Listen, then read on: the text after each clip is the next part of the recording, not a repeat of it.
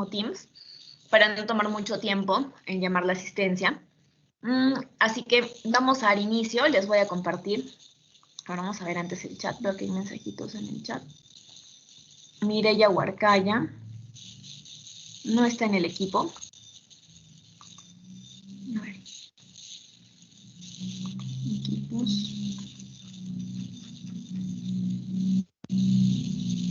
Procesos, teoría.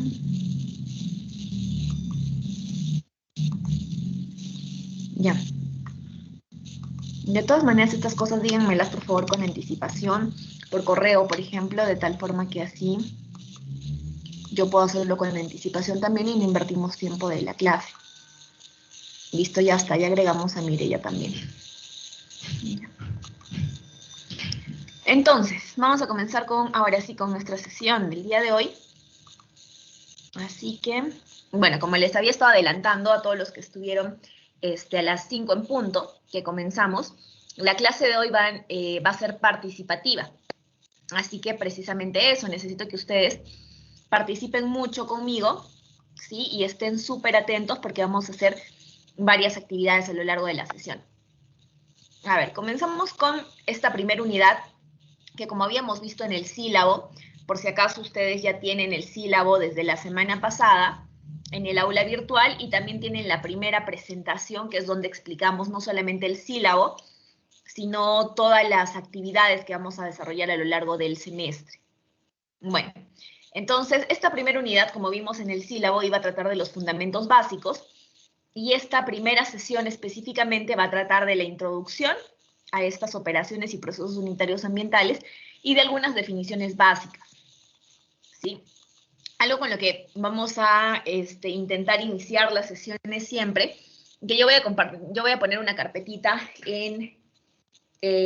ustedes han visto que Teams tiene una parte de archivos. En los equipos hay una pestañita de archivos donde dice material de clase. Ahí yo voy a crear una carpetita que diga frase del día y ustedes también pueden poner sus contribuciones porque vamos a ir poniendo al inicio de las sesiones una frasecita. La frase de hoy va a ser la vida nos va a poner obstáculos, pero los límites los ponemos nosotros. Sumamente importante reflexionar en esto porque sí pueden haber muchísimas dificultades, más aún en estos momentos que estamos en una situación de pandemia que trae múltiples complicaciones a nivel no solamente económico o de esta emergencia sanitaria, es decir, en cuestión de salud, sino también en muchos otros aspectos, ¿no? En nuestra propia calidad de vida, en la misma educación, entre otros aspectos. Pero muy aparte de todos los obstáculos que pueda traer, los límites los ponemos nosotros. Así que cualquiera sea el problema que estén atravesando el día de hoy, piensen que tiene solución y que tenemos las herramientas, la capacidad de solucionarlo, de encontrar esa luz al final del túnel que nos va a permitir precisamente responder adecuadamente a estos retos. Bueno, ahora sí, comencemos con la sesión del día de hoy. Dijimos que íbamos a trabajar algunas definiciones y la primera que vamos a trabajar es la de operaciones unitarias.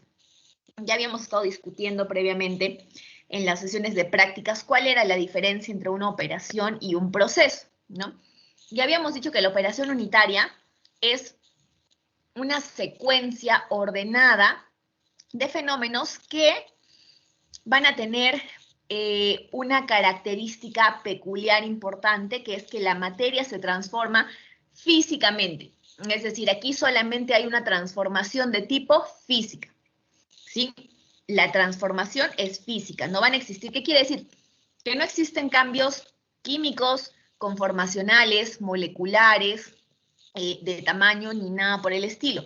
Simplemente hay una transformación física. Un ejemplo de transformación física me podrían decir, bueno, cuando el agua en estado sólido, como hielo, se transforma en agua en estado líquido, es decir, el agua como la conocemos, ¿no? El agua bebible, por ejemplo.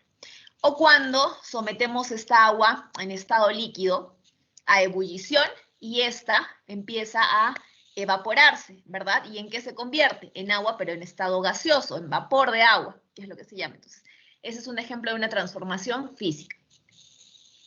Ahora, el conjunto de fenómenos que son necesarios para que esta transformación se lleve a cabo se denomina mecanismo. Y este mecanismo es importante, porque nos ayuda a definir. Este mecanismo es el conjunto de todo ese tipo, todos esos fenómenos que comprenden la operación unitaria. Por lo tanto, el mecanismo dentro de la operación unitaria lo que va a hacer es describir la ejecución o el cumplimiento de una tarea única. Y por eso es que se llama operación unitaria, ¿sí? Esa es la razón por la que esta operación se denomina unitaria, porque cumple con una sola función. Su función puede ser separar, su función puede ser concentrar, su función puede ser purificar, su función puede ser transformar o reaccionar, ¿sí? Pero es una única tarea. No separa y concentra al mismo tiempo. No purifica y reacciona al mismo tiempo, ¿sí? Es una sola tarea y por eso es que se denomina operación unitaria.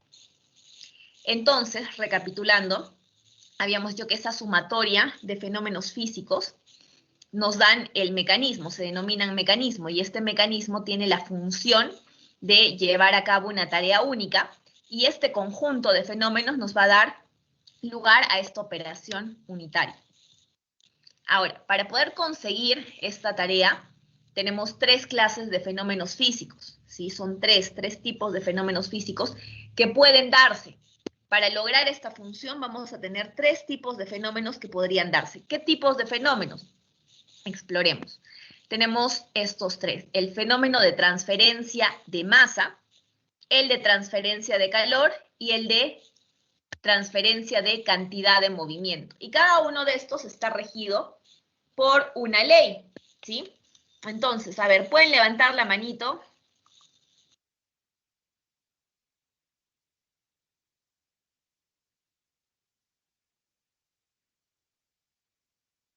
Y me dicen, ¿quién me puede decir cuál es la ley que rige la transferencia de masa? ¿Sí, Nuri? Ah, no, ya bajo la mano Mariset. La ley de Fick. La ley de Ley de Fick, Nuri, muy bien, ley de Fick. A ver, vamos a apuntar eso. Vamos a ver si tengo abierta su lista. No lo sé. No, esto es DSA. Un segundo.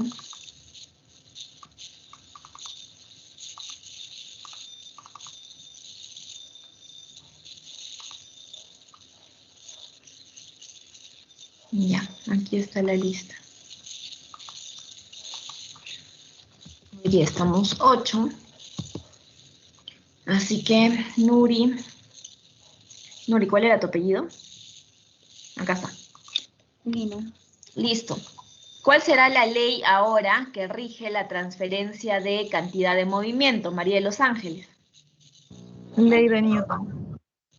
Ley de Newton, muy bien, María de los Ángeles. Y Lourdes, ¿cuál será la ley que rige la transferencia de calor? Ley de Fourier.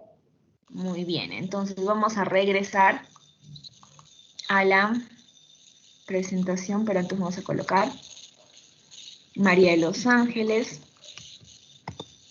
y Lourdes. Lourdes, ¿cuál era tu apellido? Cabana. Listo, muy bien. Listo, Lourdes, perfecto. Entonces, volvemos a nuestra presentación. Y entonces habíamos dicho que son tres leyes. La transferencia de masa está regida por la ley de Fick. La transferencia de calor está regida, como nos habían comentado sus compañeras, está regida por la ley de Newton. Y vamos a estudiar cada una de estas, ¿sí? Pero es importante recordar que todas estas transferencias corresponden a fenómenos físicos, ¿sí? Todas estas transferencias corresponden a fenómenos físicos, que es lo que habíamos explicado hace un momento. Y aquí tenemos todas las leyes que los rigen. Vamos a hacer una primera actividad y ustedes van a comentarme un poquito sobre estas tres leyes en función a cuáles son sus principales variables y parámetros y qué tiene que ver el concepto de gradiente. Vamos a dar 5 minutitos.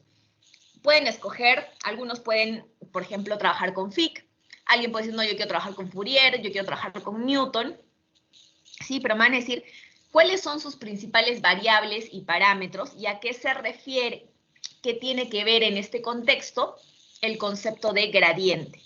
¿Sí? Entonces vamos a hacer una breve discusión en relación a esto. 5 minutitos y llamamos voluntarios. Los que estaban antes levantando las manitos, Maricet, Rosario, Shani, por favor, bajen la manito. En un momento volvemos a solicitar las participaciones. Excelente, gracias. Ahora veo que hay ya más personas en la reunión, es importante que lleguen a tiempo. Ahora estoy dando 10 minutos de tolerancia, pero pronto van a ser 5 solamente, porque como se van a dar cuenta, nosotros tenemos varias temáticas o varios aspectos que cubrir durante la clase, entonces sí es importante que sean puntuales. Por otro lado, ya solo para recordarles a los dos delegados sobre todo, es que teníamos que coordinar el horario, el día y el horario de recuperación de las clases. No necesariamente tiene que ser esta semana. De repente esta semana ya está muy próxima a terminar y ya hay muchas actividades. Y puede ser la próxima semana. Sí, tranquilamente puede ser la próxima semana. Pero tenemos que agendar una fecha y horario para recuperar la clase que se perdió la semana pasada por el feriado largo de Semana Santa.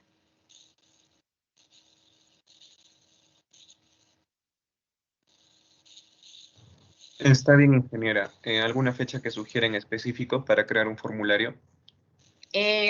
Los sábados y los lunes.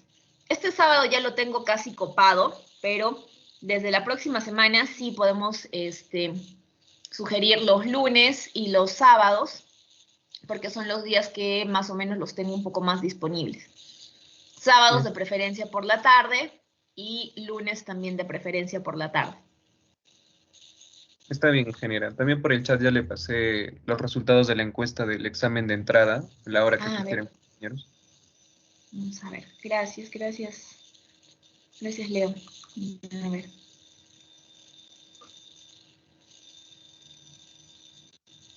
Día sábado 10.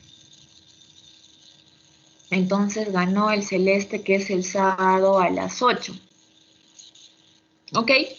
Sábado a las 8, bueno. Igual esta hora ya absolutamente todos están en casa. No debería haber otra actividad, así que...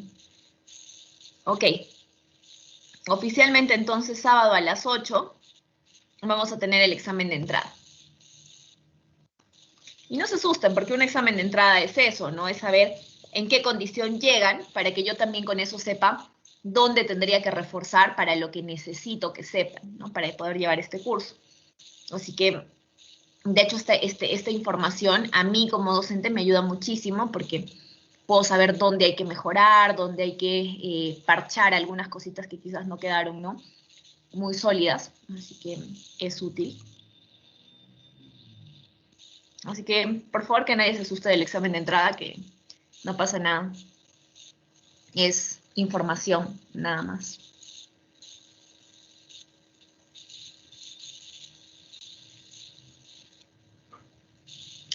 ¿Alguien ya está listo? ¿Alguien quiere conversar conmigo sobre la ley de Fick?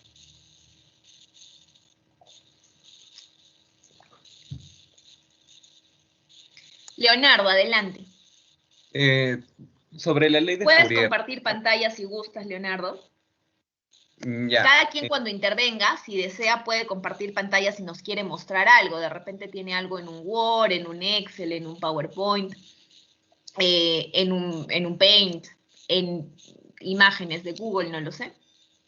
Y luego Mari Carmen, luego va a participar Mari Carmen con nosotros. A ver Leo, coméntanos. Sí, como dijo que eligiéramos cualquiera, yo elegí la ley de Fourier. Ok, Fourier, vamos con Fourier. Ya. Bueno, fue más que todo investigativo. No tuve tiempo de realizar un Word, pero puedo compartir pantalla y elaborar una tabla, en lo que Claro. propuso usted. ¿Es posible o lo explico simplemente? Sí, claro que sí. Si quieres hacerlo con un instrumento, ¿no? Con un instrumento digital, aprovechemos que tenemos estas herramientas, ¿no? Si quieres describirlo solamente, también, como te sientas más cómodo, Leonardo. Ya, a ver. Me indica cuando pueda visualizar el Word, por favor. Sí, ya se ve. Ya. Bueno, por lo que estuve viendo en estos 5 minutos que nos dio sobre la ley de Fourier, bueno, fue primero identificar como indicó, las variables, las que pueden ser dependientes, independientes, y a lo que hacen referencia. A ver. Por ejemplo, la variable dependiente sería el flujo de calor. Correcto, muy bien, el flujo de calor. La variable independiente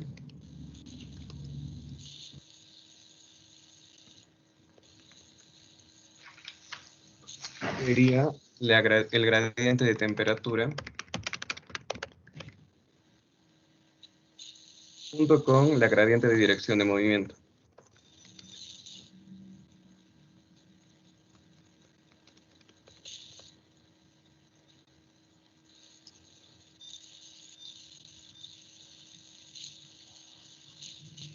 Muy bien, gradiente de temperatura con gradiente de dirección, correcto.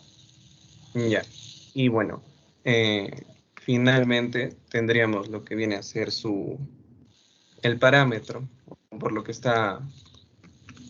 podría entenderse por lo que está regido, que bueno, es la conductividad térmica. Correcto, conductividad térmica, muy bien, excelente, excelente descripción, Leonardo. Vamos a ponerte de una vez tu participación de hoy. A ver, Leonardo, aquí estás, listo. Muy bien, excelente participación. Sí, eso sería todo entonces. Sí, vamos a pasar a la siguiente persona. Gracias, Leonardo. Mari Gracias. Carmen, vamos contigo. Y luego con Rosario. Mari Carmen, ¿quieres conversar conmigo? Nos quedan Fick y Newton. Sí, ingeniera, yo había estado buscando un poco sobre lo que era el gradiente, bueno, la ley de Fick. A ver, Bien. coméntanos. Si quieres compartirnos pantalla, nos puedes compartir pantalla de la misma manera. No sé, creo que no podría, estoy del celular. O bueno, he buscado un libro más que todo. A ver, coméntanos sobre Fick.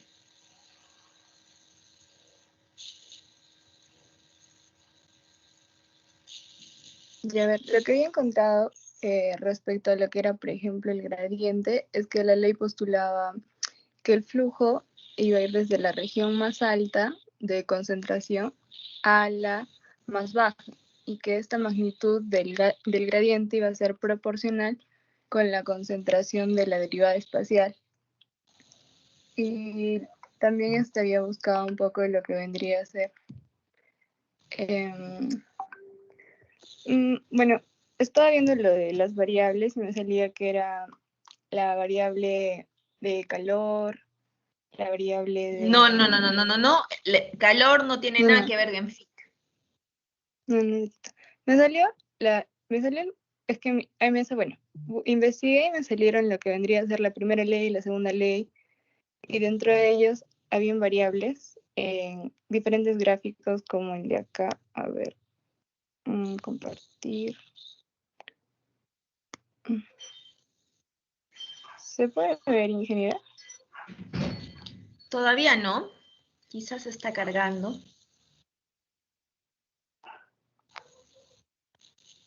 A ver, ahora. Y ahora sí está cargando. Ya, sí. Ya que está. Yo estaba buscando las leyes de difusión de Fick y ahí me salió pues la primera ley, por ejemplo, y acá estaba lo que vendría a ser las variables. En este gráfico yo miré que era, por ejemplo, la distancia, el flujo del soluto, la concentración. En la segunda ley que la encontré acá. Ok, a ver, detente ahí, sube un poquito más. Ahí. No, un poquito más abajo. Ya no sé dónde lo vi. En la primera ley, acá. Ya, ahí, quédate ahí. No, ya te moviste. Baja un poquito. Ya. Eso. Haz eso antes de donde dice dónde, esa fórmula me parece que es. Hazlo un poquito más grande si puedes. Dale zoom. Esta. Exacto. Más o menos. Esto más o menos de esto más o menos se trata. ¿sí? Aquí hay hay variables dependientes e independientes. Las independientes las podemos ver en el lado derecho, la dependiente la vemos en el lado izquierdo, y también hay un parámetro muy importante aquí, ¿sí? Pero la idea era empezar a reconocer esto. Entonces, está bien, Mari Carmen, pero todavía falta complementar o que nos expliques un poco más cuáles de estas son las variables que intervienen y de diferenciar cuál podría ser una variable dependiente, independiente y cuál un parámetro, pero ya es un buen avance. Muchas gracias, Mari Carmen. Vamos a pasar a Rosario. A ver, Rosario, de repente quieres complementar un poquito esta ley de Fick o quizás quieres hablar un poquito sobre Newton, porque también tenemos a Macarena esperando para hacer una participación, quizás complementar Fick o quizás Newton. A ver, vamos contigo, Rosario. Sí, ingeniero, yo busqué sobre la ley de Fick, que indica que el parámetro es de la concentración, la velocidad de la difusión, la densidad del flujo molar, que es en lo que se refiere a la concentración de la masa, que es lo principal, porque la masa es nuestra variable dependiente. Y entonces, correcto. ¿Podrías elaborar una tabla similar, Rosario, a lo que nos hizo Leonardo? Ya, ingeniero. Voy a compartir pantalla. Una tablita.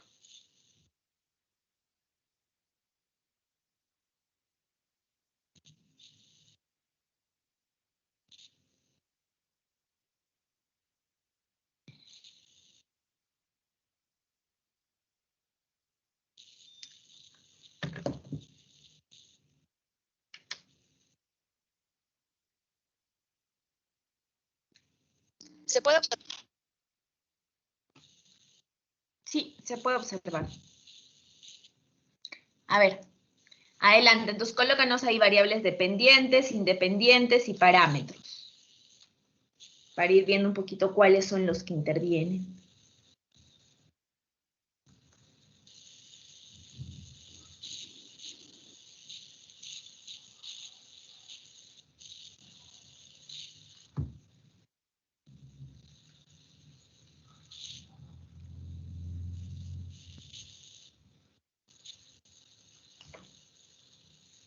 A ver, variable dependiente no es la concentración, sí interviene la concentración, pero esa es una variable independiente.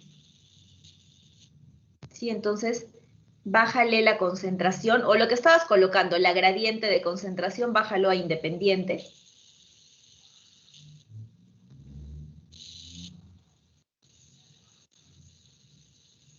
Ingeniero, entonces lo que sería la variable dependiente sería lo que es la materia, en este caso.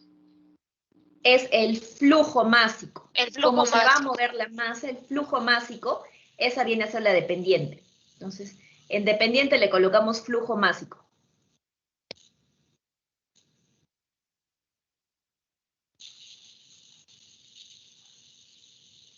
Y nos falta todavía una independiente. Hay otra variable independiente más que también entra a tallar aquí.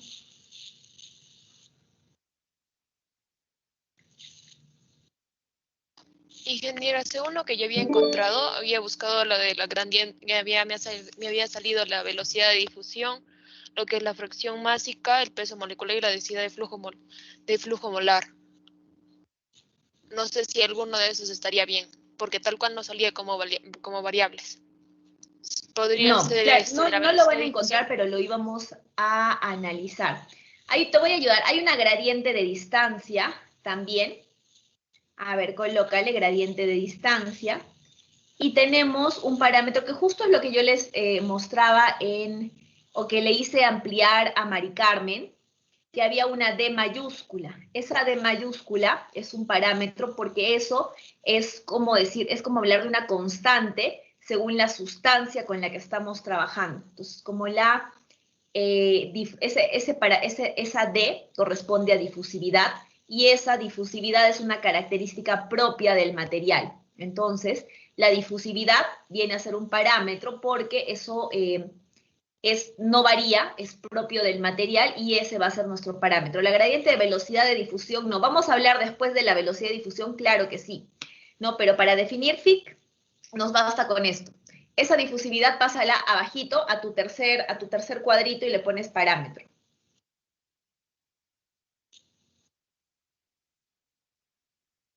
La difusividad bájala al tercer, a la tercera fila, exacto, y ahí le pones parámetro. Muy bien. Listo, Rosario, muchas gracias. Esa es la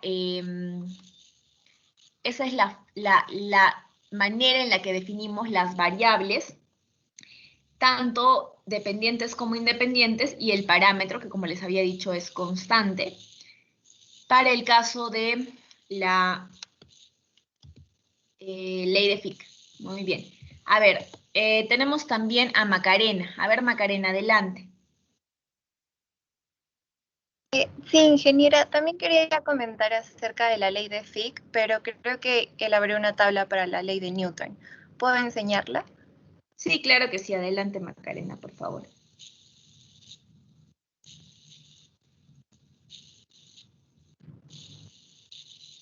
¿Se logra visualizar? Sí, sí se logra ver.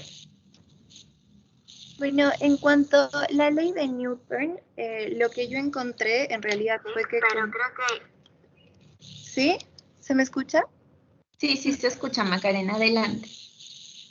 En cuanto a la ley de Newton, lo que yo encontré es que como se producen cambios en la cantidad de movimiento, interviene lo que es la masa, la velocidad y ambas. Entonces lo separé de esta manera. Uno, como variable dependiente, puse el esfuerzo, y como independiente también interviene el gradiente de velocidad y también el gradiente de dirección de movimiento. Y en cuanto a parámetros, que esto es más que todo por lo que entendí, pero no estoy muy segura, es la viscosidad. Sí, ¿por qué la viscosidad sería un parámetro, Macarena? Porque estaba viendo que es un parámetro que puede limitar tanto, más que todo la velocidad de una, ¿cómo explicarlo? Lo que yo he entendido con mis palabras es que la velocidad interviene o afecta en lo que tiene que ver tanto la dirección de movimiento, pero sobre todo en la velocidad. Ese es el rol que tiene la viscosidad, pero yo digo por qué es un parámetro. Y es un parámetro porque la viscosidad, de la misma forma como mencioné para el coeficiente de difusión, es constante para la sustancia. Por ejemplo, la viscosidad del agua siempre va a ser la misma. La viscosidad del aceite es una sola. La viscosidad de la leche es una sola. La viscosidad de la sangre es una sola, ¿sí? Y las variables se llaman variables porque precisamente eso, las variables varían, cambian. En cambio, el parámetro es un dato fijo para cada uno de los tipos de sustancias, de moléculas, de componentes, compuestos, solutos, por ejemplo, con los que queramos trabajar. Por eso el parámetro es diferente a la variable. La variable, como su nombre lo dice, varía, el parámetro no, es fijo, es constante. Muy bien, Macarena, muchas gracias. Vamos a volver a la sesión. Ahora vamos a colocarle a Macarena también su participación.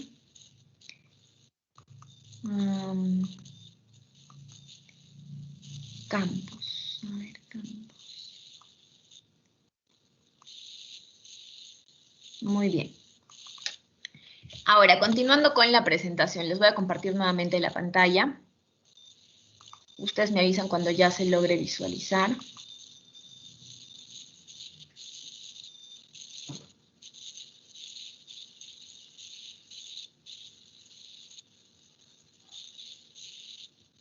¿Se ve? Sí, sí se ve, ingeniero. Ya, chicos, muchas gracias. Bueno, entonces ya hemos visto estas tres leyes, ya hemos visto cuáles son sus variables y parámetros, luego va a haber una actividad sobre esto adicional. Y hemos visto que muchos de ellos hablan de una gradiente, ¿verdad? ¿Qué será lo que tiene que ver con estas leyes la gradiente? En principio la gradiente es una variación, ¿verdad? Entonces, cuando hablamos del fenómeno de transferencia de masa, que habíamos visto que está regido por la ley de Fick, y habíamos visto ahora en la investigación rápida que acaban de hacer que lo que busca es determinar el flujo másico en función a precisamente un cambio en la concentración y un cambio en la dirección, utilizando como parámetro constante la difusividad. Entonces, Aquí en esta transferencia de masa decimos que existe una gradiente de concentración. Eso es lo más importante que tenemos que tener en cuenta en la transferencia de masa. ¿Qué se transfiere? ¿Qué es lo que varía? ¿Qué es lo que cambia? Por eso era una variable, la concentración. ¿Qué es lo que cambia? Ah, cambia la concentración. Inicialmente tenemos una sustancia que tiene mayor concentración y conforme se difunde por este fenómeno de difusividad, va perdiendo concentración, ¿verdad? Y el otro medio se concentra. Entonces, hay una gradiente de más a menos, de menos a más. Esta gradiente de concentración es la más importante cuando hablamos de la transferencia de masa. ¿Sí? Ese es el primer punto o el primer aspecto. Segundo, cuando hablamos de la transferencia de calor, en la transferencia de calor habíamos dicho, ¿no? Que está el flujo de calor y que esta era la variable dependiente. ¿De quién dependía? Ah, depende de una variación en la temperatura y una variación en la dirección, ¿no? Y tenía como constante el coeficiente de conductividad térmica. Entonces, ¿cuál sería nuestra gradiente de concentración aquí? ¿Qué varía? La temperatura. Correcto, la temperatura. Entonces aquí tendré una gradiente de temperatura, porque conforme transfiera calor, por ejemplo, pongo el agüita a hervir en una tetera, la hornilla de mi cocina le va a pasar calor en forma de temperatura a esta tetera. Y el agua que estaba inicialmente a temperatura ambiente va a elevar su temperatura hasta llegar a los 100 grados centígrados si es que estamos en la costa, 92 grados centígrados si es que estamos en la altura, en Arequipa, por ejemplo, ¿no? Entonces, se eleva, hay una gradiente, hay un cambio de temperatura, ¿verdad? Entonces, esta es la variable más importante en esa transferencia de calor. Y finalmente, cuando hablamos de la transferencia de momento o cantidad de movimiento, ¿cuál será la gradiente aquí? Habíamos dicho que hay una tracción que es la variable dependiente y este esfuerzo, tracción, este torque, dependen de dos variables independientes, fundamentalmente de un cambio en la velocidad y de un cambio en la dirección. Y teníamos como parámetro constante porque es fijo para cada sustancia, la viscosidad. Entonces, ¿cuál será la gradiente más importante aquí para transferir cantidad de movimiento o momento? La velocidad. La velocidad, correcto. Entonces aquí tendremos una gradiente de velocidad. Muy bien. Ahora, cuando hablamos de los procesos industriales, vamos a hablar de dos etapas fundamentalmente. Las dos etapas comunes a todos los procesos. El upstream y el downstream, ¿sí? Pero primero, estos procesos industriales, o podríamos llamarles también estos sistemas ambientales, ya específicamente en lo que a nosotros nos compete al hablar de tanto operaciones como procesos unitarios, pero ambientales, ¿sí? Entonces, ¿estos qué son? Son sistemas, en nuestro caso sistemas ambientales, que utilizan diferentes tipos de materiales para crear varias etapas o sistemas, o podríamos decirles subsistemas, para generar un bien o un servicio de calidad reconocida, sustentable económicamente. Ok, entonces este es el primer aspecto. Son partes o son componentes de un sistema ambiental. Ahora, ¿de qué se encarga el upstream y de qué se encarga el downstream? Como idea preliminar, el upstream se encarga de generar o de dar lugar al producto, mientras que el downstream se encarga de, como dice aquí, hacerlo útil, hacerlo atrayente. ¿Qué quiere decir? Por ejemplo, en el upstream vamos a generar, por ejemplo, a partir de muchas moléculas de glucosa, una molécula de almidón, ¿no? Entonces aquí hay una transformación, ¿verdad? Varias moléculas de glucosa, varios monómeros se están juntando, o dicho de otra forma, se están polimerizando para formar un polímero, que es el almidón, ¿no? Entonces, aquí, en principio, hay una reacción química. Y luego en el downstream vamos a purificar esta sustancia, ¿no? Porque probablemente producto de toda la reacción, por ejemplo, cuando se produce la cerveza, ¿no? Se junta la malta con el lúpulo, etcétera, ¿no? Pero luego tenemos algunas otras sustancias que necesitan eliminarse antes de darle la presentación final, ¿no? Entonces, ¿qué hacemos? Separamos estas sustancias, purificamos, a veces concentramos, etcétera, ¿no?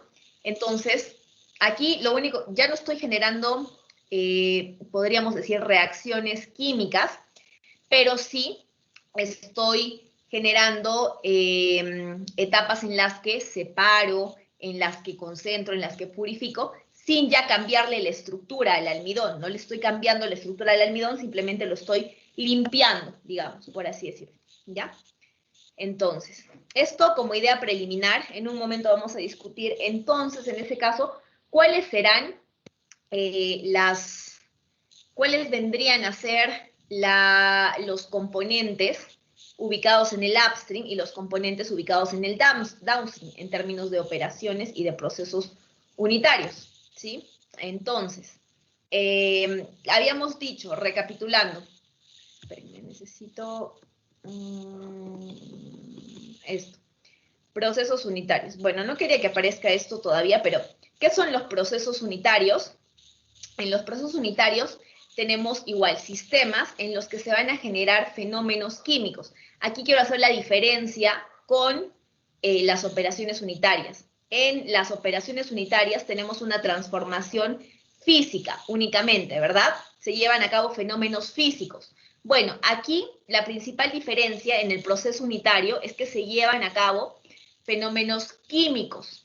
Y en conjunto, nuevamente tenemos un mecanismo, pero este es un mecanismo reactivo, que para que se pueda dar o para que se pueda generar, necesita algún fenómeno de transferencia también de los que hemos establecido anteriormente, ¿no? También va a necesitar o va a utilizar alguno de los fenómenos de transferencia o quizás más de uno. Cuando veamos la clasificación, vamos a ver que hay operaciones, por ejemplo, que se enmarcan dentro de transferencia de masa y de calor simultáneamente. ¿Por qué no? También existen, ¿sí? Entonces, vamos a tener lo mismo, fenómenos químicos o una transformación química que en conjunto representa un mecanismo también que realiza una tarea única, ¿sí? Pero que necesita también de estos fenómenos de transferencia. Entonces, podemos regresar aquí y decir, si el upstream es donde se genera el producto y pueden darse reacciones químicas, el upstream estará compuesto de operaciones o de procesos. Procesos. De procesos unitarios. Y si el downstream es donde mi molécula o mi producto ya no cambia, sino que solamente, normalmente le llamamos la etapa de refinamiento. Entonces, donde refinamos este producto o bien o servicio, que tendríamos aquí operaciones o procesos. Operaciones, correcto. Entonces, como pueden ver aquí, el upstream es el conjunto, es normalmente un conjunto de procesos unitarios y el downstream es un conjunto de operaciones unitarias, ¿sí? Ahora, el downstream, específicamente si queremos hablar del downstream, es esa etapa del proceso en la que le queremos dar esa calidad que va a ser atractiva para nuestros potenciales consumidores, ¿no? Y la configuración de este downstream requiere precisamente de mecanismos y de tareas de cada una de las operaciones unitarias, colocándolos de forma secuencial, es decir, uno después de otro, para lograr el objetivo final. Y aquí vamos a hacer una discusión, pero esta es para que la vayan pensando, porque la vamos a retomar al final, ¿sí? Entonces, tengan esta preguntita en mente, porque la vamos a retomar al final. Lo que quiero que hagan es que configuren un downstream. Ya habíamos dicho que un downstream es un conjunto de operaciones unitarias. Entonces van a configurar un downstream, es decir, una secuencia ordenada de diferentes operaciones unitarias con el objetivo de que a partir de un caldo de fermentación que tiene las Saccharomyces al 5%. ¿Qué quiere decir? Saccharomyces cerevisiae, en principio, para quien no sepa qué es Saccharomyces es una levadura, ¿sí?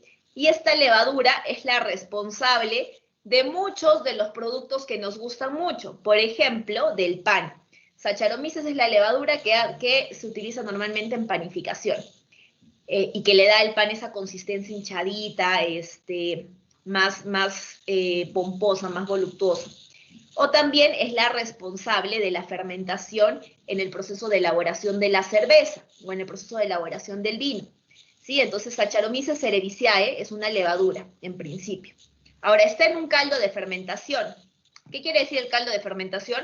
es simplemente el medio de cultivo. Es el caldo de cultivo en el que se le ha cultivado, y el 5% de este caldo, hagan de cuenta que toda la solución que tenemos en este caldo de fermentación, o en este medio de cultivo, dicho de otra forma, en un beaker, o en un Erlenmeyer, perdón, contiene el caldo de fermentación, es decir, el medio de cultivo, pero 5% de esto corresponde a la biomasa, es decir, a las mismas Saccharomyces, a las células de levadura, a las células de Saccharomyces. ¿Cómo separamos las Saccharomyces de todo este caldo de fermentación? Eso es lo que ustedes van a configurar en un downstream, ¿sí? Como les digo, esta es la indicación. Esta pregunta vamos a volver al final y alguno de ustedes va a participar conmigo, o algunos de ustedes van a participar conmigo para mostrarme. Lo pueden hacer en un PowerPoint, lo pueden hacer en un Word, tipo un diagrama de flujo, por ejemplo, para ver cuáles serían, o simplemente operaciones separadas por flechitas, como ustedes gusten, para decirme cómo configurarían ustedes un downstream para separar ese 5% de Saccharomyces que está en el caldo de fermentación, ¿ok? Y bueno, ahora vamos a pasar a el tiempo de jugar, ¿sí? ¿Y qué es lo que vamos a hacer? Lo que vamos a hacer ahora, no sé si recuerdan ustedes que yo tenía algunas cartillitas. Pues bien, esas cartillitas, ¿para qué me sirven? Para poner algunas reglas. Y estos juegos lo que van a hacer es darles monedas. Ustedes, con la participación que tengan en esta etapa, van a ganar monedas que al final de la fase les van a permitir comprar algunos beneficios, que de momento van a ser sorpresa, pero conforme vayan acumulando monedas, vamos a generar algunos beneficios que ustedes van a poder comprar al final de la fase, ¿ok? Entonces, ¿de qué se trata este primer juego? Yo les voy a mostrar algunas operaciones o procesos, y lo primero que vamos a hacer es identificar cuál sería esta operación o este proceso, porque no tiene nombre ahí. Vamos a identificar cuál sería esta operación y este proceso, y vamos a discutir si esta corresponde ya sea a operación o a proceso, y sobre todo vamos a fundamentar por qué. ¿Por qué es operación o por qué es proceso? ¿Estamos listos? Yo no comienzo. ¿Estamos listos? Sí. Sí.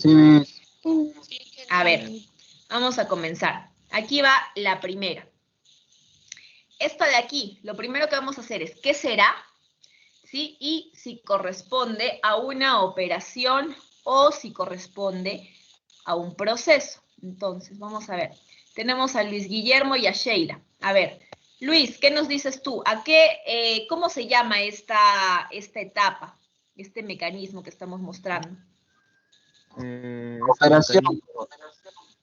No he preguntado si es una operación o un proceso. Estoy preguntando cómo se llama este mecanismo. Miss Noble, yo hablo otra persona. Es filtración. Muy bien, Luis, es una filtración. ¿Y en qué consiste la filtración, Luis? La filtración es, digamos, separar dos mezclas que son heterogéneas. No dos mezclas, es una sola suspensión, una sola mezcla. Aquí tenemos una mezcla, como pueden ver en el ejemplo, de agua y de arena, ¿sí? La hacemos pasar, en el caso de este ejemplo, aquí tienen un embudo y un filtro de papel. La hacemos pasar por el embudo que tiene el filtro de papel, y lo que hace es separar por el tamaño de poro. Esta membrana tiene un tamaño de poro que selectivamente permite pasar moléculas de un tamaño y retiene moléculas de otro tamaño. En este caso, permite pasar las moléculas de agua, pero no permite pasar estas moléculas de residuo, que en nuestro caso es arena, ¿sí? Entonces la arena se queda aquí en la parte superior. Muy bien, gracias, Luis. A ver, vamos. Luis, ¿cuál es tu apellido? Luis Valverde. Valverde. A ver, acá vamos a poner las monedas, que es parte de la participación. Valverde. Muy bien. Aquí vas acumulando 2 monedas, Luis. Y la siguiente persona que levantó la mano era Sheila. Sheila, ¿qué vendría a ser esto? ¿Una operación o un proceso unitario? Vendría a ser una operación. ¿Por qué sería una operación, Sheila? Ya, porque solamente afecta en lo físico, no en lo químico.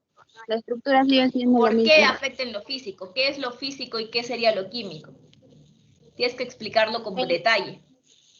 Bueno, la arena sigue siendo arena y el agua sigue siendo agua en su composición química, solamente que están Correcto. separadas. No cambia la composición química conformacional de ninguno de los dos, ni del agua ni de la arena. Por lo tanto, entonces tenemos una operación unitaria. Muy bien, Sheila, ¿cuál es tu apellido? Guzmán, Miss. Estoy al final porque todavía no estoy matriculada. Guzmán, ok, muy bien, listo Sheila, acabas de ganar 2 moneditas. Bajen la mano, cuando yo les diga pueden levantar la mano, van a levantar la mano, ¿sí? Entonces bajen las manitos y vamos con la siguiente, ¿sí? Bajen las manitos, por favor. Y esta es la siguiente, a ver, observen esta figura de aquí y me van a decir a qué corresponde y lo mismo, si es una operación o un proceso. Pueden levantar la mano. Aníbal y Margot. A ver, vamos con Aníbal. A ver, Aníbal Miranda, coméntame qué opinas. ¿A qué tipo de mecanismo se refiere esto de aquí que estamos observando? Si es un proceso o una operación, es un... No, no estoy preguntando si es un proceso o una operación, es qué mecanismo. Así como hace un momento me dijeron, este mecanismo corresponde a una filtración, primero quiero saber cómo se llama este mecanismo, cómo se llama este Es fenómeno. la disolución de un reactivo, o en este caso de unas partículas en un precipitado, ¿no? No es la disolución es otra cosa completamente diferente. A ver, Aníbal, vamos a continuar con otro de tus compañeros, pero no es una disolución. A ver, vamos con Margot. Margot, ¿a qué corresponde esto? Sí, adelante. No lo veo bien. Ya. Margot, rápido, por favor. ¿A qué corresponde este mecanismo? ¿Qué es? ¿Cómo se llama? Es un mecanismo de... No sabría decirle.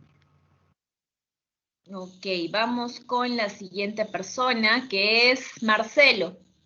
A ver, Marcelo, y si no, Mireya. Ya, ingeniera, me parece que sería un mecanismo de sedimentación, ya que las partículas están yendo, las partículas hasta el fondo. Tampoco. No es sedimentación. Vamos con Mireya. Mireya y si no, Miguel Charca. A ver, Mireya, ¿qué sería?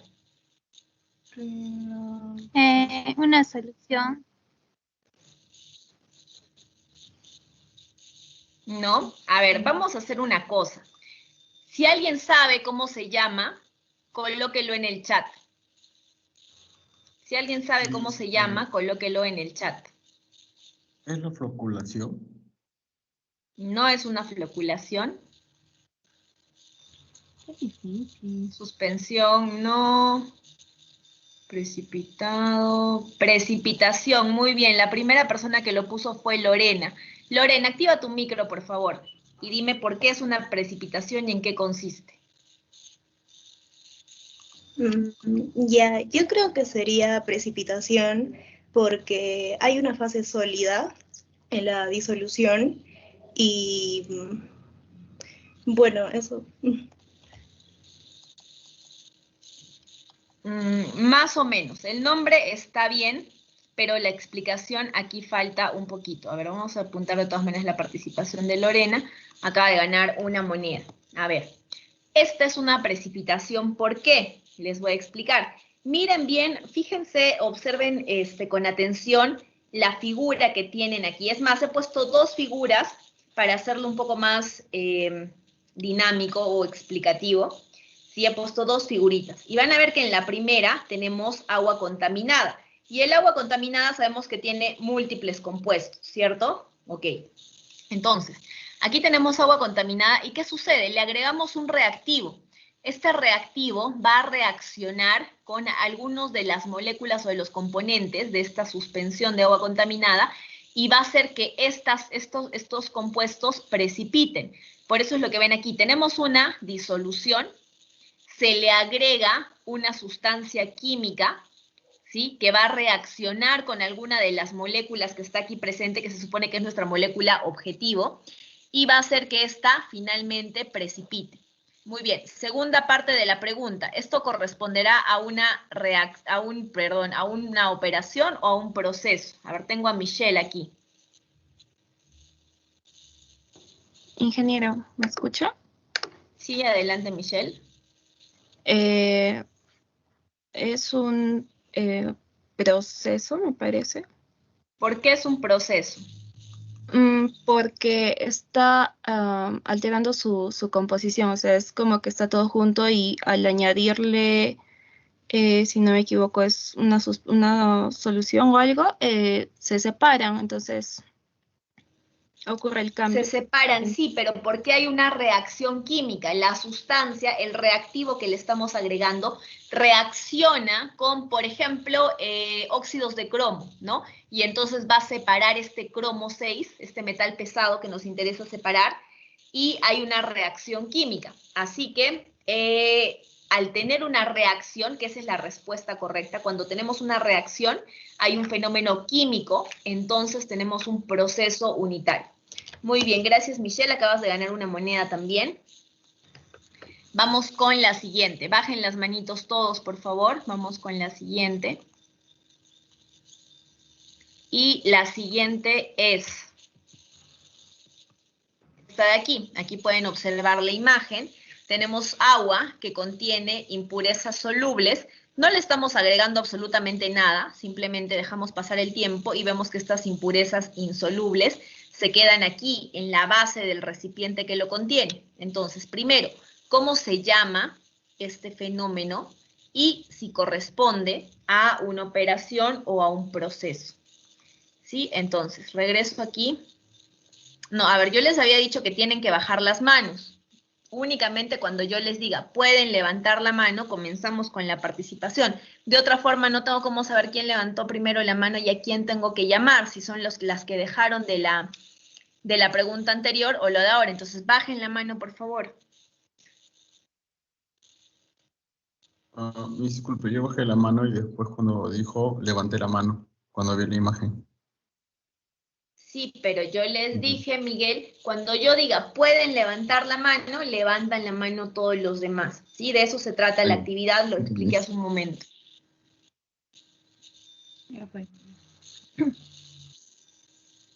Muy bien, ahora sí, pueden levantar la mano.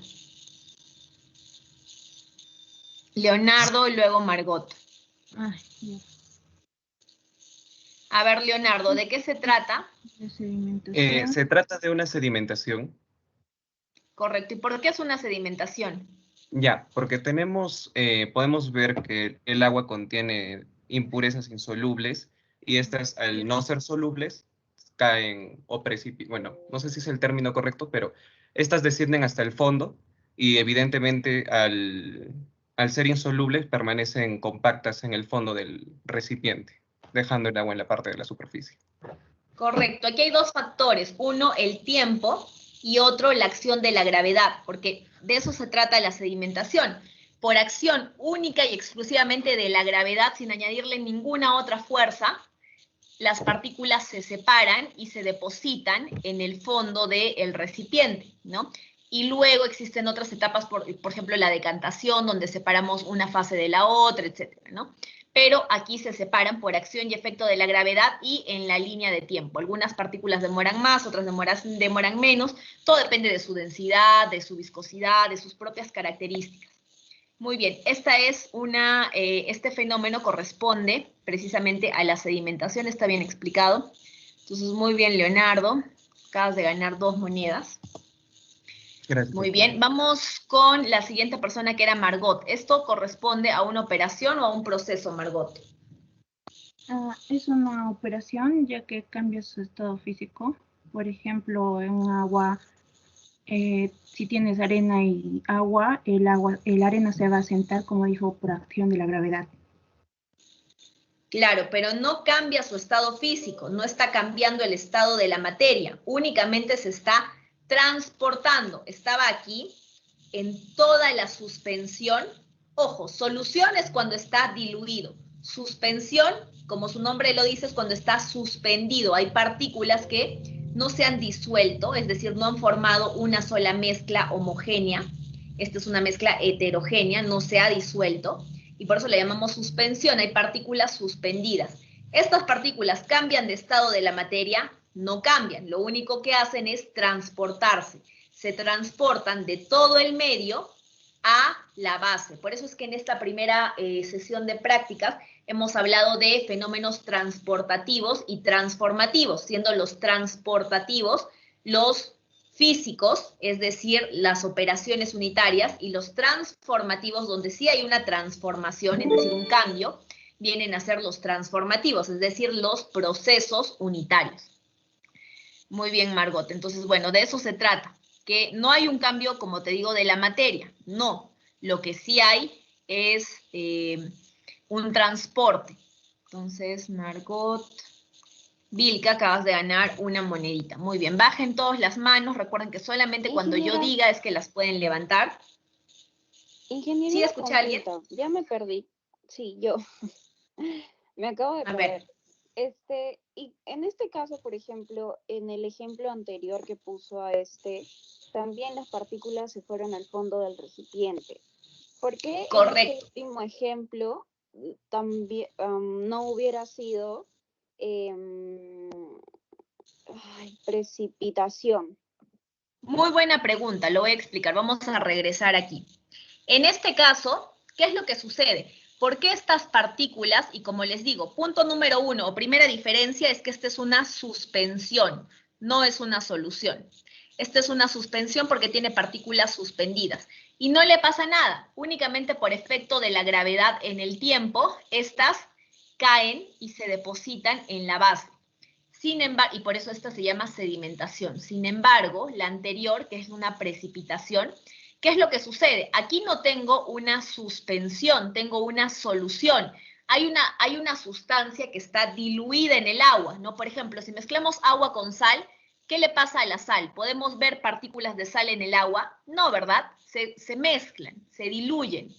Entonces, esa no es una suspensión, no tenemos partículas suspendidas que veamos flotando, sino es una solución porque está disuelto. Ahora, ¿qué pasa? Le añadimos un reactivo, ¿sí? Que hace que se separe, que captura o que capta, por ejemplo, los iones sodio, ¿no?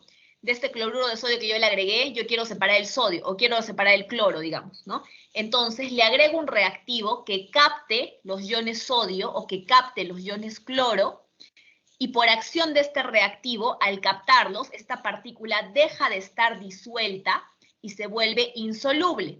Al reaccionar, y por eso estoy hablando de un proceso químico porque hay una reacción, al reaccionar con este reactivo, y por acción de esto se separa y nuevamente se depositan, pero se llama precipitación porque aquí hay una reacción química de por medio. Ahora sí se entiende, Marcela.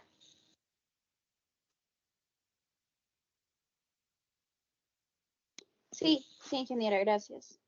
Excelente, muy bien, y muy buena pregunta. De hecho, es una pregunta útil que probablemente muchos de tus compañeros también hayan estado haciéndosela, así que vamos a darte 2 moneditas también. Muy bien. Vamos a pasar a la siguiente, espero que ya hayan bajado todas las manitos. Y vamos con la siguiente. Esto de aquí que vemos, lo que están viendo en pantalla, ven un ánodo, ven un cátodo, ven cationes, ven aniones y ven la disolución de un electrolito. Esto será operación o proceso, pero primero me tienen que decir a qué mecanismo o fenómeno corresponde. Pueden levantar la mano. Leonardo, bueno, Leonardo ya participaste, vamos a pasar a la siguiente persona, Alexandra y luego Joseph. Para darles oportunidad a los demás para que también puedan participar. A ver, Alexandra y luego Joseph. Sería por el proceso de separación, sería la separación magnética, de acuerdo a los campos magnéticos de las moléculas. Sí, pero tiene un nombre. Sí es una separación magnética, correcto. Ya acabas de ganar de por sí una monedita. Pero ¿cómo se llama esta separación magnética? Tiene un nombrecito particular. ¿Se te ocurre, Alexandra? No, yo creo que Todavía no, separación bueno, igual ya magnética sería ganaste una algo monedita, así que complejo. felicitaciones, Alexandra. Ahora vamos a buscarte Gracias, aquí. Miss. Aquí está. Vamos con la siguiente persona. Joseph, ¿cómo se llama? Es una electrólisis. Correcto, Joseph, muy bien, es una electrólisis. Explícanos un poquito, Joseph, cómo funciona la electrólisis. El electrólisis es que se le ingresa energía eléctrica a través de unas baterías y se le manda diferentes cargas a un ánodo y cátodo. Y lo que sucede es que una solución donde va a haber un compuesto va a comenzar a ser energizada también, provocando que algunos compuestos vayan a la mayor afinidad, ya sea también un cátodo y un ánodo, y puedan ir a los polos de las baterías, que serían lo que tendrían una carga contraria. Correcto, muy bien explicado. Entonces tenemos estas cargas positivas y negativas, tenemos el cátodo y el ánodo, y sabemos que el cátodo de carga naturalmente negativa atrae al opuesto, ¿verdad? Polos opuestos se atraen, entonces atrae a los cationes, y el ánodo de carga naturalmente positiva atrae a su opuesto, que son los aniones, y así podemos separar compuestos que estén en una disolución. Entonces, muy bien, excelente, Joseph, ya te puse tus 2 moneditas que acabas de ganar. Y vamos a ver con la siguiente persona. Marcelo, por favor. Marcelo, dinos si es una operación o un proceso y explícanos por qué.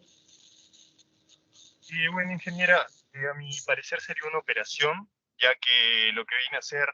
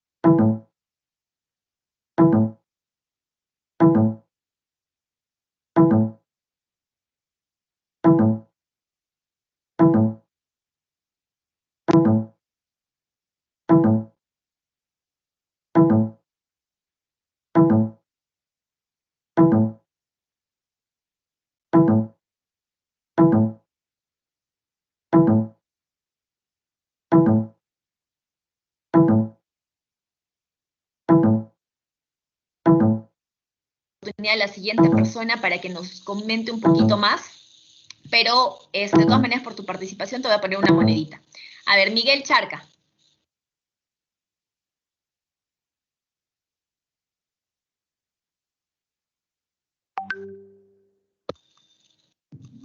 Buenas noches, ingeniera.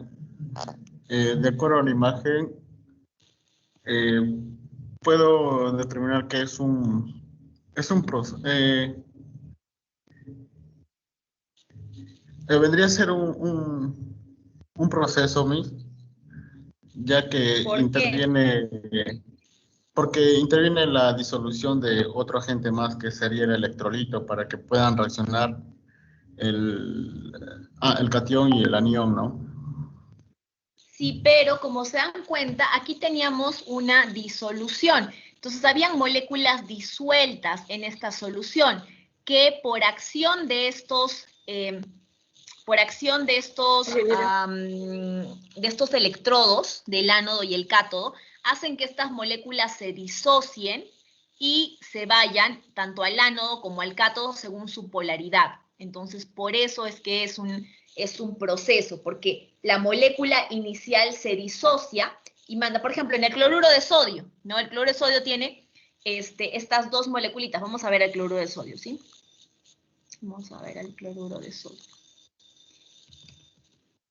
De frente vamos a ponerle NaCl. Vamos a ver el cloruro de sodio rápidamente para que entiendan lo que les estoy explicando. A ver, ¿dónde tengo algo que me sirva? Acá. Esta. El sodio está cargado positivamente y el cloro está cargado negativamente. Entonces, según su polaridad, estos, por ejemplo, cuando la sal la disolvemos en el agua, ¿qué sucede? Se genera una dilución, se genera una solución homogénea. Ya no es agua, ya no es sal, sino es una solución salina. ¿Sí? Es una solución salina. Entonces, cuando yo le aplico dos fuerzas, dos polaridades diferentes, el ánodo y el cátodo, mi sodio cargado positivamente buscará el campo negativo y mi cloruro cargado negativamente buscará el campo positivo. Y por eso esta solución salina ya dejará de ser solución salina. ¿Por qué? Porque los iones o los electrones de sodio se van a ir para el campo negativo y los de cloro se van a ir para el campo positivo. ¿Está claro esto? Sí, en general lo que quiero acotar. Sí, adelante. Es que es un proceso debido a que hay dos reacciones, que serían la oxidación y la reducción. La liberación de electrones por los aniones produce una oxidación y la captura de los electrones es la reducción. Ok, gracias por el aporte, Antonella. Te voy a colocar una monedita por tu aporte, muy bien. A ver. Antonella, ¿cuál es tu apellido? Salazar Mamani. Salazar, muy bien, Antonella. Ok, vamos a pasar a la siguiente. Bajen todos las manitos, recuerden que solamente las levantan cuando yo les digo, por favor. Aquí. Vamos a observar, van a ver lo que está sucediendo en estas dos imágenes y me van a decir primero a qué fenómeno corresponde y luego si es una operación o un proceso. A ver, Félix, esta manito ya estaba de antes, así que a ver, ¿pueden levantar la mano? Fátima, muy bien. Y luego Valeria Chacón. A ver, vamos Fátima contigo. Explícame, coméntame, ¿qué es lo que ves aquí? ¿Cómo se denomina este fenómeno? En general no sé, pero presionado, ¿será cristalización? Correcto, es una cristalización. ¿Por qué es una cristalización? ¿Qué observas? Purificación de compuestos sólidos. Sí hay una, de hecho esto corresponde a una separación y tenemos un compuesto que sí está cambiando su estado que inicialmente estaba como un estado ¿de qué tipo? ¿Cuál era el estado de la materia inicial, Fátima? Era sólida y se dio No, una el estado de la disolución. materia inicial. Aquí. Allá es líquido. Líquido. Y conforme le damos las condiciones apropiadas, ¿qué es lo que sucede aquí?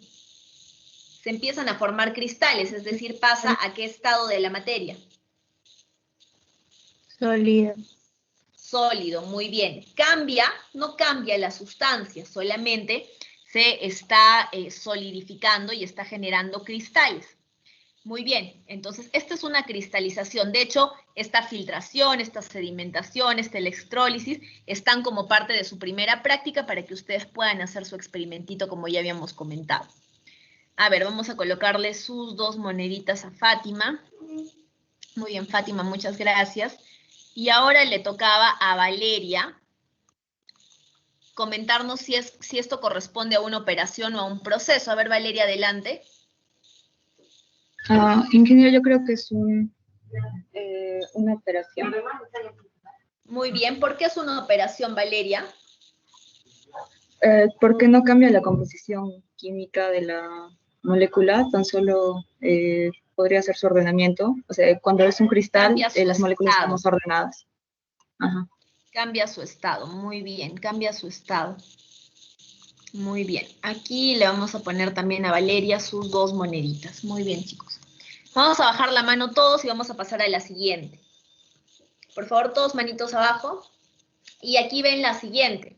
Si esta reacción todavía no les da una idea, les voy a poner lo que aparece aquí abajo. Tenemos una grasa o aceite, un triglicérido, que al mezclarlo con hidróxido de sodio o la común soda cáustica, nos genera una molécula de glicerina y también nos genera este derivado de ácido graso, que es un jabón, es un jaboncito, y que también está como parte de nuestra práctica para que ustedes elaboren esta semana su jaboncito. A ver, vamos a pasar a...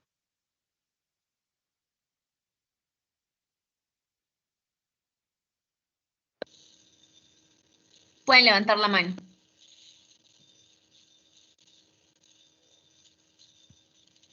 A ver, después de Carla está, a ver, ya vamos a ver, Leonardo sigue levantando la mano, así que bueno, ¿quién participa? Vamos a darle la oportunidad a Leonardo. Y luego Rosalind.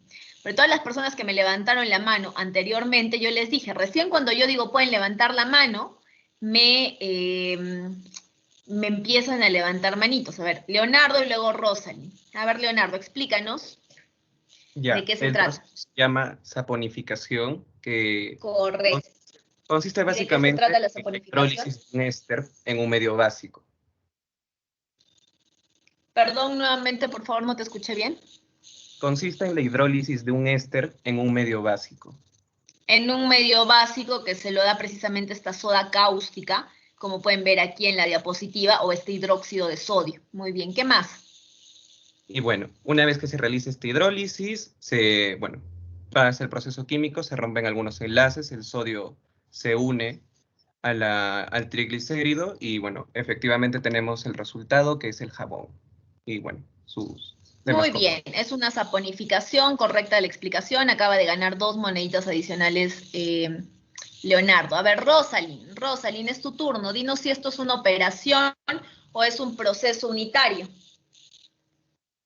Es un proceso, ya que es un elemento graso que reacciona con una base en presencia del agua, y este hace que genere sales sódicas y potásicas. Correcto, es un proceso, pero ¿por qué? Porque acá sí hubo un cambio químico a causa de esta reacción química. Aquí, en principio, estamos viendo una reacción química.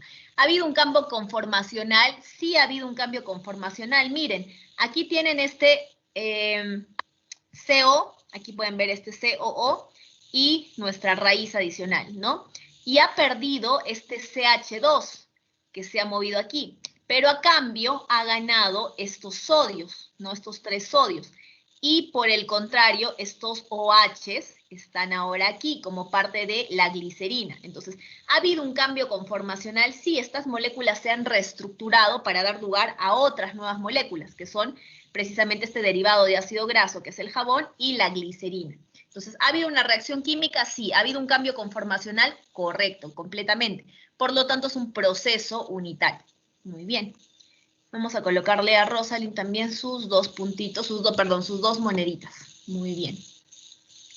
Ya tenemos aquí las monedas. Me parece que me queda una más. Vamos a pasar a la siguiente. Y bueno, ya estamos casi en hora también. ¿Ven cómo se pasa el tiempo cuando uno se está divirtiendo?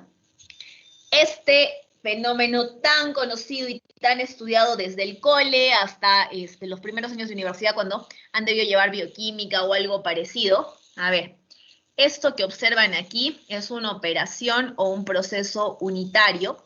Pueden levantar la mano.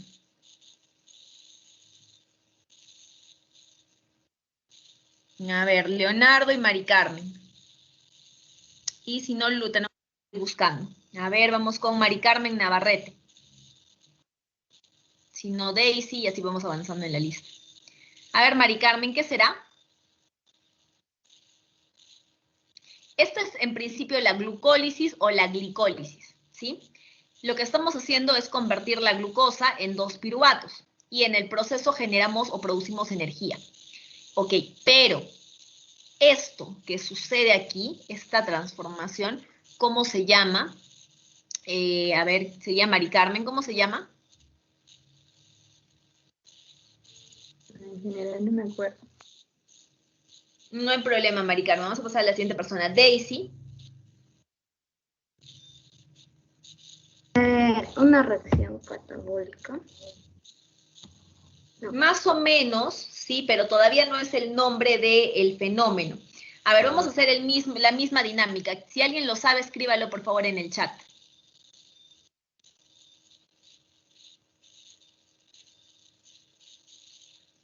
Glucogénesis, no. Metabolismo, no.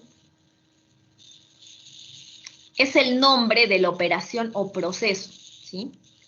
Respiración celular ya es correcto. Antonella acaba de dar con la respuesta. Esta es una fermentación.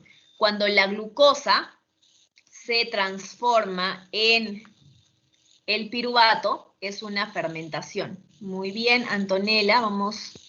A ver, explícanos, Antonella, ¿en qué consiste esta fermentación? Para ponerte tus moneditas. Consiste en la transformación del ácido pirúvico, y se obtiene la glucólisis, ¿no? Y es cuando el producto orgánico sencillo es diferente a cada tipo de fermentación, por lo tanto, no puedo explicar. Estos pasan por la glucólisis. Esta es la glucólisis, les estoy mostrando aquí, porque ahí en la gráfica que yo les he mostrado está resumido, ¿sí? Vamos a ver si se agranda aquí. La glucólisis, que como les decía al inicio es diferente al ciclo de Krebs. Uy, ¿y ahora? Acá está. Bueno, no, esta es la sacarosa, no, esta no es. Acá está, esta es la glucólisis. Glucosa se transforma primero en glucosa 6-fosfato, luego en fructosa 6-fosfato. ¿Y dónde está el piruvato? No, acá está, aquí, ahora sí, ya. Tenemos la glucosa que en una primera etapa, por acción de la hexocinasa, que es una enzima, se transforma en glucosa 6-fosfato y libera, consume una molécula ATP y libera ADP. Luego, por acción de la fosfoglucosa isomerasa, se transforma en fructosa 6-fosfato, y por acción de la fosfofructosa sinasa, se transforma en fructosa 1.6 bifosfato, y bueno, así sucesivamente seguimos el ciclo. Van a ver que hay consumo de algunas moléculas de ATP, pero también producción de algunas moléculas de ATP, y en el proceso terminamos con piruvato, que en general, si hacemos el balance de masa, tenemos 2 piruvatos, ¿no? Aquí podemos ver cómo se generan 2. Muy bien. Entonces, esto de aquí es, vamos a ponerle a Antonella Salazar su participación. Salazar. Tararán, aquí. Acabas de ganar otra monedita más, Antonella. Y, a ver, vamos a regresar aquí. A ver, ¿quién está levantando la mano? ¿Quién no ha participado todavía? Nuria, Alexandra, Tania. A ver, Tania, dinos. ¿Esta es una operación o un proceso? Ya está fácil.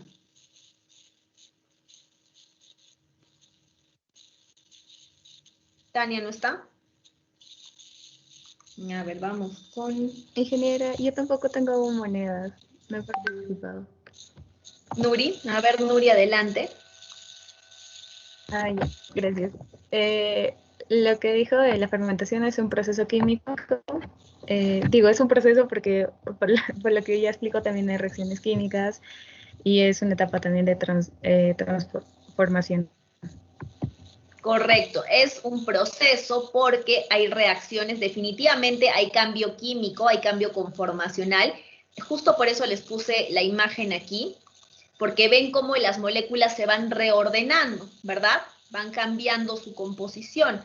Esto por acción de unas enzimas que a lo largo de todas estas etapas, que como pueden ver son 10 etapas, nos dan lugar a 2 moléculas de piruvato. Entonces, ¿se transforma la glucosa en piruvato? Sí. ¿Hay cambio químico? ¿Hay reacciones químicas? Sí, hay 10 reacciones químicas. ¿Hay cambio conformacional? Sí, porque miren cómo es la molécula de la glucosa y miren cómo es la molécula del piruvato.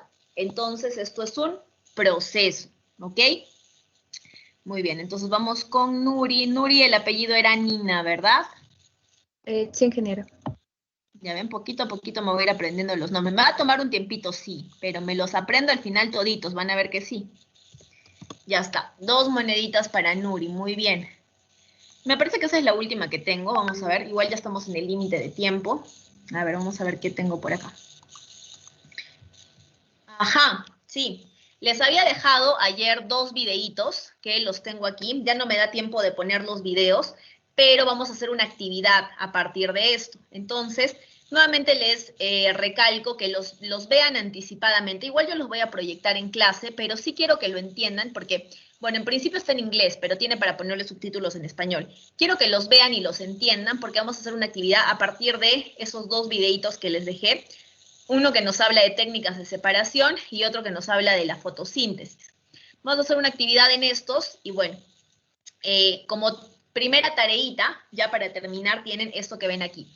Van a describir 15 operaciones unitarias y las van a ejemplificar con ejemplos obviamente relacionados a la ingeniería ambiental y van a describir 15 procesos unitarios y también los van a ejemplificar, lógicamente, como les digo, relacionados a la ingeniería ambiental, ¿sí? Esto, el límite de tiempo para que lo hagan es hasta la próxima semana, hasta nuestra siguiente clase. Es decir, nuestra siguiente clase es el miércoles hasta el martes por la noche. Tienen para hacer esta tareita de las 15 operaciones y los 15 procesos unitarios. La modalidad de entrega va a ser en el Blackboard. Yo les voy a habilitar el link en el Blackboard y ahí ustedes van a ingresar